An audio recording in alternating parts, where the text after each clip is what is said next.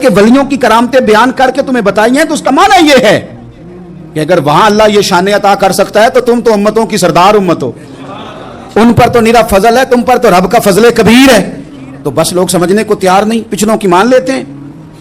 जनाबे आसफ बिन बरखिया की करामत जो सूरह नमल में आई वो तो मानेंगे, पर गौस पाक की करामत ये पता नहीं अजीब फलसफा है और किस तरह का फलसफा है, ये समझ से बालातार है कि बनी इसराइल का कोई वली हो तो उसकी करामत हो सकती है और नबी पाक की उम्मत का हो तो उसकी हो ही नहीं सकती।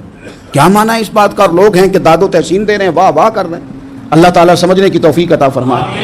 हजरत आयशा सिद्दीका रदी अल्लाह ताला अन्हा फरमाती हैं, एक औरत थी और उससे नबी पाक सल्लल्लाहु ताला अलैहि वसल्लम ने ना वो कलमा पढ़ के मुसलमान हुई, मदीना तैयबा आ गई, तो हुजूर ने मस्जिद नबवी शरीफ में उसके लिए मकान, एक सादा सा कमरा साथ मस्जिद के बनवा दिया, वहीं रहने लगी। अक्सर वो सैयदा तैयबा के पास आती तो हजरत आयशा सिद्दीका रदी अल्लाह ताला अन्हा फरमाती हैं वो बड़ी बातें सुनाती और आखिर में कहती वो हार वाला दिन भी बड़ा अजीब दिन था और मेरे रब की कुदरतों का दिन था, वो भी बड़ा अजीब दिन था।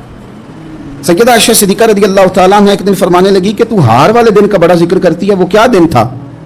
तो खातून कहने लगी, अम्मा जी वो दिन था जब मेरे रब पर भरोसा और मजबूत हो गया, जिस दिन मेरा अपने रब पर तवक्कुल और बढ़ा, मेरे ईमान में यकीन में और पुख्तगी आई। कहने लगी मैं एक घर की कनीज थी, नौकरानी थी, उस घर में एक बच्ची थी जिसके पास सोने चांदी हीरे जवाहरात का हार था। उस जमाने में ना चमड़े के ऊपर लोग हीरे जवाहरात लगाते थे, कई दफा सुर्ख रंग के चमड़े पे लगाए जाते थे। वो बच्ची पहनती थी तो कहती हूँ बच्ची के उसने उतार के रखा या उससे गिरा वो हार तो चील उसे उठा के ले गई गोश्त समझ के और मेरे सामने उठा के ले गई। घर वालों ने मुझसे पूछा, ये बुखारी में मौजूद है, घर वालों ने पूछा मुझसे कि वो हार कहाँ है, तो मैंने कहा चील उठा के ले गई। घर में कुछ चोरी हो जाए तो सबसे पहला इल्जाम किस पे लगता है? मुलाजमीन पे।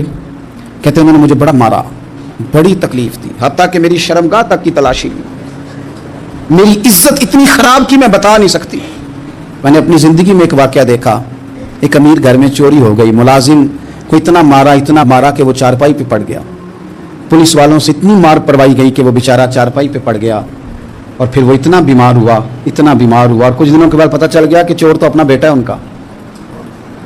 फिर उसका इंतकाल हो गया। अब वो सेठ साहब और घर वाले आके ना मरने वाले के कान में माफी मांग रहे हैं, कान में। तो मैंने उनसे फिर कहा था कि ये तो अब चला गया है, तुम्हारा जोर चलता था ना तो तुमने कानून खरीदा और तुमने इसे जितना हो सका तुमने इसे मार पड़वाई, तुम्हारे पास जो अदालतें थी तुमने वहां कार्रवाई की, अब एक अदालत क़यामत के दिन लगेगी। ये कमजोर था ना, कुछ कर नहीं सका। मेरे नबी पाक सल्लल्लाहु अलैहि वसल्लम ने फरमाया, सुन लो, अगर सींग वाली बकरी ने बगैर सींग वाली बकरी को तकलीफ दी होगी ना तो क़यामत के दिन उसे भी बदला देना पड़ेगा कि तेरे पास सींग थे और तूने इसे मारा था। वो खातून अर्ज करती है सैयदा आयशा की खिदमत में कि मुझे बड़ा मारा, मुझे तकलीफ दी, मैं कह रही थी कि मेरे सामने चील ले गई है पर वो नहीं मान रहे थे। अम्मा जी उन्होंने मुझे बड़ा मारा।